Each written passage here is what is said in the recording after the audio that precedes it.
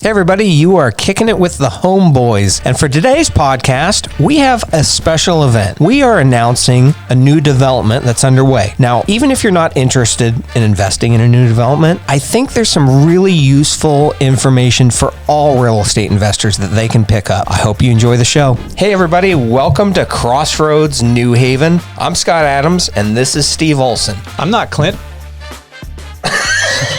Sorry. I threw you off. Hey everybody, welcome to Crossroads New Haven, our new development near Fort Wayne, Indiana. I'm Scott Adams, and this is Steve Olson. Hey everybody. We are excited to talk to you about this project, and I think we should start a little bit with the history of how this came about. Oh yeah, it's taken a long time to come together. It sure has. So we worked together many lifetimes ago. Yeah, over a decade ago. We've known each other a long time. Yeah. And been in the same industry. You've done a lot of developments throughout the West, Utah, Dallas, all over. Phoenix. Yeah. And we obviously do developments here in Indiana. And so this project came about in an area where we found some land in an area that's really desperate for housing, incredibly desperate for housing in Fort Wayne, Indiana, which a lot of people may not know, but it's the second largest city in the state of Indiana. And it's a really robust economy. Indiana's unique in a lot of ways because we have such a diverse economy. We're the Midwest, of course, we have manufacturing. We're also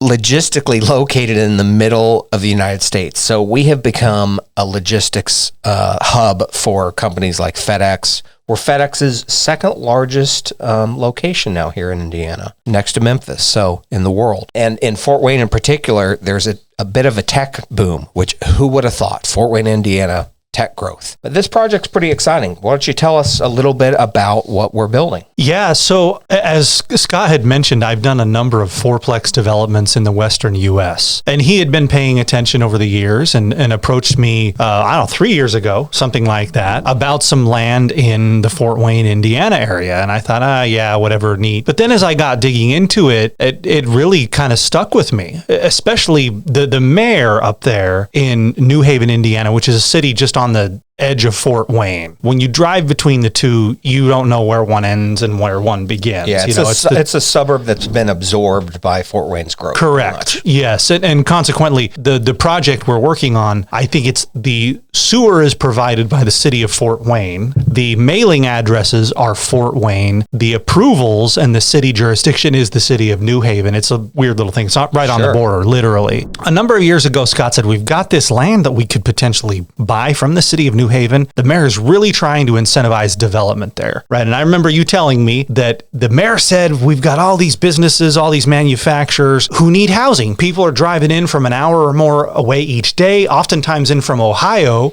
Over 5,000 people a day from Ohio drive into New Haven for their work. To work. And what I started to see is any like heat maps of economic activity, unemployment, job growth, population growth. When you overlay that over the Midwest, what do you see? You see a bunch of blue cooling economic factors in Illinois and in Michigan and in parts of Ohio. You see almost all red in Indiana. And you look up in that northeast corner where Fort Wayne is, you see bright red. It's growing. It's the bright spot of the Midwest, and it's pulling businesses out of business unfriendly economies nearby. And this is what the mayor's talking about. So you've got people that work in these places, and that's hard for somebody that works in manufacturing. Spending all that time and stress commuting and their car and the gas and the lifestyle, that's not what they've signed up for. So he really wants to incentivize affordable housing and rental properties in the area. And in that area, the only people that make it,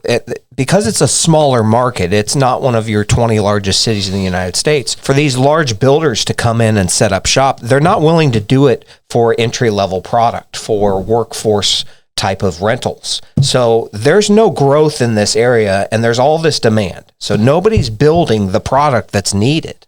Yeah, because I would qualify it as many people would say a tertiary market. Right. But there's over 500,000 people in the Fort Wayne metro. There's plenty of economic activity, but it keeps out the big institutions to a degree. And because they're a problem for the Main Street investor. If you want to invest in a primary or even a secondary market, I live in Salt Lake and the institutions are there heavy. in apartments, in single family, in build to rent communities. I've done a lot of work in Phoenix. It's ground zero for institutional investment activity. And so I'm really used to working on a land deal where everybody cuts each other's throat to get the deal, and then you get beat to death by the city for the next 2 years. Right. So it was really refreshing to work in New Haven where, hey, we can get this at numbers that make pretty good sense for a Main Street investor, and the city actually wants it and is on our team to get it developed and across the finish line. Hey, being desperate for housing, opens the door up to be able to get projects like this off the ground that we can provide to our investors. Yeah, and it's they want to see it happen. Sometimes when you're developing, you run into bureaucratic snags. Right. The right hand isn't talking to the left hand at the city. And in this case, when the mayor is one of your primary advocates, you just say, hey, we got this problem, and you get a call the next day, it's handled, right? So that's been really cool. And as we've kind of interacted with the people locally, they say, so what are you building here? And we're building full rent townhomes in duplexes, triplexes, and fourplexes. 135 total doors is what we have planned. People say, well, you're charging how much for rent? Really? That's all? And they're very excited because there's not a lot of new rental housing that's not Class A in downtown Fort Wayne. Right. We're talking $3,000 a door in downtown Fort Wayne for almost very similar product, to be honest. It's not that much nicer. But there's nothing coming onto the market that is what we consider to be that workforce class of product, and they're desperate for it. And so we're putting in 135 townhomes. We're selling them as duplexes, triplexes, and fourplexes. This is a model that you've done many, many times, right? And have many successful, happy clients. We think there's going to be some built-in possible equity gains because you're coming along early in the process with this. There's also, we are being incredibly conservative as our history. We always have with our rents. So we think there's a ton of upside potential with rents where we're starting out. Our comparable rentals are 100 to 200 higher than what we're putting on the pro formas. Right. So not only is this a great cash flowing deal right off of the start for the duplex or a triplex or a fourplex, but there's some real potential in these. And in your other projects, you've had a lot of clients who have been able to capture those gains down the road and sell their properties. Is that right? Well, yeah, because the way that we're doing this is the way I've done many projects in the West where investors come into this deal and they close on the land, and we help them through our financing partners source a construction loan. That means by the time you reserve, say, a fourplex to the time when the fourplex is done and cash flowing, it could be a year or longer. So the question is why would you do that? Why would you sign up for that? Yeah, there's some downtime. Yeah, there's some downtime. Can the market change during that period? It certainly can. Things can happen with interest rates and rents. So you have to be able to offer a good enough of a cap rate, a little bit of an equity spread to make that worth it for the end investor. And that's what we've done here. This is one of the few new construction projects I've seen in a long time that pro forma's out at a cap rate over 7%. Pretty amazing. This is pretty exciting for us too, because as you know, we were able to get this land at an affordable price. Rents are fairly strong, and which allows us to be able to provide these duplexes, triplexes, and quads at what I think is the best pricing they'll find anywhere, with great returns in a city that's growing with great rental demand. I couldn't be more excited about it. It's been really fun, and there's a cool little wrinkle to it that kind of gives the investor some extra runway. When you talk about getting the land for an affordable price from the city. So what we've got here is to incentivize development. The city has given us a 5-year tax abatement. It's a phased in 5-year tax abatement. So in year 0, the first full year, there are no property taxes. In the second year, they are 20% of what they would normally be. Third year, 40, and you can do math, you get the rest of it. Unfortunately, development takes time. We've already chewed up the first year, the best year. Yeah, we burned through it. I know, sorry, but we did. Right. So I think investors are likely to take possession of occupied properties in the third year. And so the pro formas we've developed reflect taxes that show that. And then we've also developed a pro forma that shows what it looks like in year 6. That's when the taxes will be at full value. Because I've worked on deals before where you do short-term incentives and things, and people go, oh yeah, that's neat. But what does it look like when everything, when's the teaser gone, right? And so we want to know. So we've developed this year 6 pro forma where rents and expenses both increase at 3% a year until the 6th year. Cool thing is we still hold held steady at above 7% on the cap rate. Here's an interesting fact. According to the Wall Street Journal, Indiana had the highest rental increases last year of any state, 22%. Now, we've put rents at increasing at 3%. So we're not going to be, shooting the moon here and trying to promise that will continue. But the truth is rents are increasing here at incredible rates because, again, there's a lack of housing and it's not being met. It's not even that there's people behind us in line to help sunset this problem. There's just not a lot of that being built, especially in that Fort Wayne and those tertiary markets throughout Indiana. And one thing else about the taxes is Indiana is one of the friendliest tax states. That's part of the reason why we're so attractive for businesses. A lot of businesses have moved across from Ohio, across from Kentucky. Like you said, you can literally see it on the map of cooling into hot areas like Indiana, where it is a tax-friendly state. And that continues on for investors. There's a lot of states that don't like individual investors that own rental properties. They like to tax them. And we are not one of them. We have one of the friendliest real estate tax codes that there is. We're actually capped by statute at 2% for a non-owner occupant. Pretty low expense ratio. I've done a lot in Texas. Love it. I mean, a cap rate is a cap rate. Right. But Indiana has a low expense ratio. Yeah. When you take into account, taxes compared to places like Texas, for example, the insurance is pretty low. Insurance is very low in here. Indiana. Yeah. So that's great because a lot of investors want to feel like that expense ratio isn't going to get away from them. So yeah, if you're getting run out of Florida because your insurance and taxes are both, hammering you, come see us. Yeah. We love those markets. There are ways to mitigate that, but it is one less headache. Yeah. If you invest in Indiana, take it from a guy that owns in Texas. I've owned in Florida before as well too. Right. So that's a great feature of it. And I think I've been involved in a lot of these kind of deals, and we've been able to bring forward a lot of those painful lessons that I've seen and observed and learned. And I want to talk about a couple of them if you don't mind. Please. Because I think these matter. I love playing real life Monopoly. Okay. These are duplexes, triplexes, and fourplexes. So many of the listeners might know this, but a refresher. A loan that you use for your long-term financing for a fourplex is one of the best financial products out there. The United States is one of a few countries that allow true 30-year fixed rate mortgages. And every individual, Scott, Warren Buffett, those guys run together, right? But they can only have 10 of these conventional loans, that's what they're called, conventional loans, in their name. Doesn't matter how wealthy they are, you can only have 10. And it's a true 30-year fixed rate loan, which means if you make your payment every month, they leave you alone. I'm oversimplifying it a little bit, but that's essentially the gist of it. You want to buy apartments, you want to buy other deals, that financing's out there, but those are often what are called DSCR loans, debt coverage ratio loans. The lender can check on your financials every year. They can require more cash be deposited with them. Rates can float. Loans mature. There's that's what you're hearing about on the market right now. A lot of loans maturing at a very bad time because you go to refinance that, the rate is triple. Sure. On a lot of my commercial properties, we have, 5-year adjustables on them. Yep. Even if they're amortized at 20 years, my office building right here.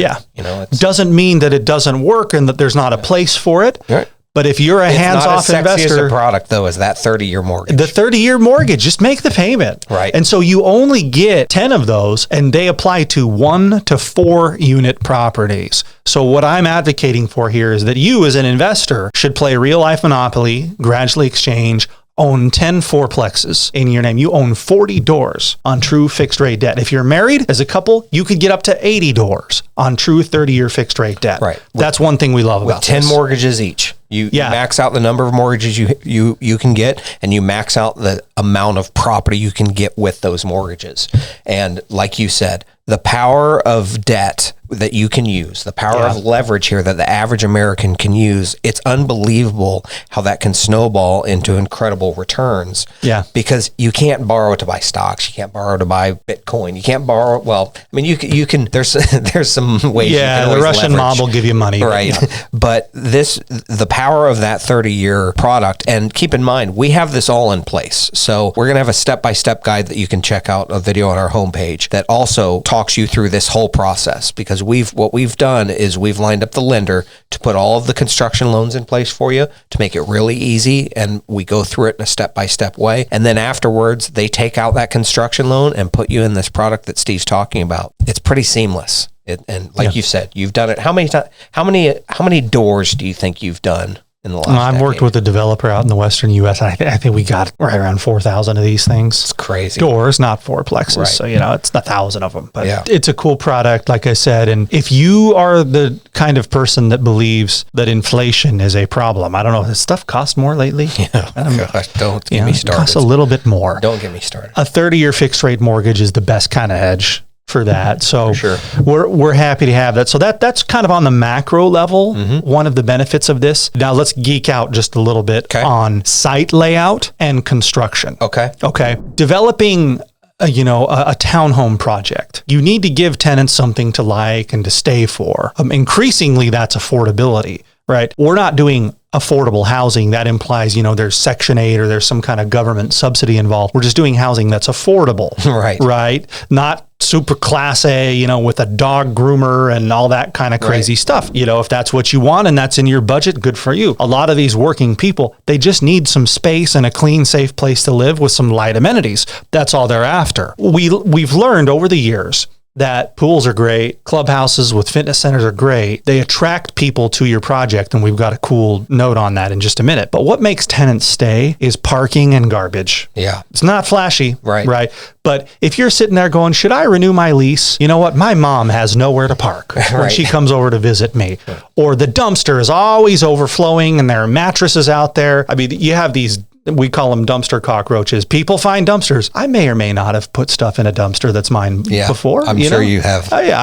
So that's hard. And so we just have good old fashioned garbage cans. Right. That are individual to each unit. And when new tenants come to see the project, they don't see an overflowing dumpster, because no matter how tightly you police that dumpster, there's going to be times when it looks like crap. You brought some of these lessons to us early on. I remember you saying, listen, there's some really important things. It can't look like an army barracks. You have to. We have built a few army barracks. You have to. It has to have character. You have to have the garbage cans hidden, but they have to be personal, so that people aren't just taking bags out and tossing it in a giant thing. This is my garbage can. This is my garbage can. I'm going to guard what goes in. I'm going to guard my space. A community can check your brain at the door. And people lose their mind. And I know for most people that are investing, probably live in a home that has a garage, but there's a lot of apartment living. In fact, most that doesn't have a garage. Yeah, or even covered parking in many cases. Right. And we built in 2-car garages in these with a little bit extra space inside of them too. And a driveway.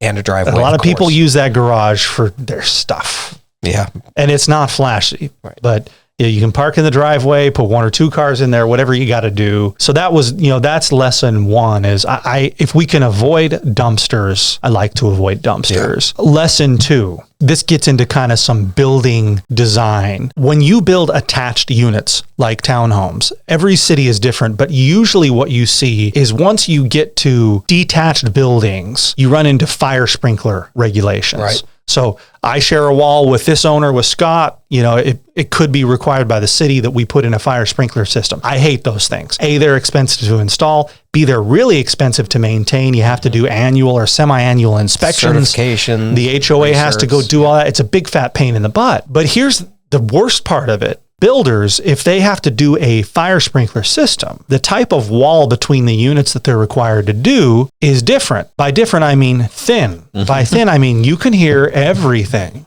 next door, because you have a continuous floor plate. You've got one set of 2x4s with drywall, right? And most builders just aren't going to spend the extra money to insulate that better. They're already puckering from the fire sprinkler cost, right? Everything costs more. When you're not required to do sprinklers, which on this one we're not, what you are required to do is a rated firewall. And so it's called a shaft liner down the middle, and the floor plate breaks. And you've got a 2x6, you've got a dead air gap, shaft liner, another dead air gap, 2x6. This is as close to not touching units as you can possibly get. So basically you're saying this is the fancy way of saying it's quiet. It's quiet. It's the kind of place that tenants want to renew. Your tenants aren't again, should I renew my lease? Oh, you know what? I could hear my neighbors, cooking in the kitchen, slamming cupboards last night. No, I don't want to stay. And there's these aren't stacks, so there's no one above you. Yep. You have your own townhome. You can hear other things too. Yeah. And nobody wants to hear those things. Right. That is true. Yeah. Yeah. And one of the other really, really big benefits of this neighborhood in particular is the things that we mentioned that really cost a lot, which are pools and clubhouses and all of those amenities. Yet at the same time, wouldn't it be nice to provide those? Well, we think we found the Goldilocks zone with this property because this abuts next to the city community center with brand new pickleball courts, swim pads, workout facilities. It's basically the dream clubhouse without you having to actually pay for it. And the city is working us a deal to have all of the tenants have access to that. That's up to the tenants to pay this small fee each month, but it's the best of both worlds. You can walk. Somebody asked me the other day, well, how far is it? And you go out the door and you walk 30 feet. Right. And you're on the city property. It is our neighbor, literally. Correct. They've required that we have an entry from the project into their grounds. So if you pull in, if you're going to the community center, you pull in and that's our entrance too. Yeah. And we share that entrance. It's a beautiful, beautiful piece of property that they've put a lot of money into. And all of those are right there for our tenants, as well as walking trails all along the river as well that they're going to be putting in. I mean, it is a neat option for tenants to have all those facilities without you, the owner, having to pay for them all and maintain them. That is a big savings. All we're putting in is a dog park, basically, and obviously retention ponds and some walkways for the tenants, but it keeps the costs low. It keeps your deferred maintenance low. It keeps the HOA fees low, which in turn, of course, it's all about the returns, keeps those cap rates. Yeah. So I think that's a pretty general picture of the project. And if you have more questions, hit that more information and we will get in touch with you, as well as check out all these other videos that really break down the process in more detail. We're really excited to share this project with you. Don't hesitate to reach out. Happy investing.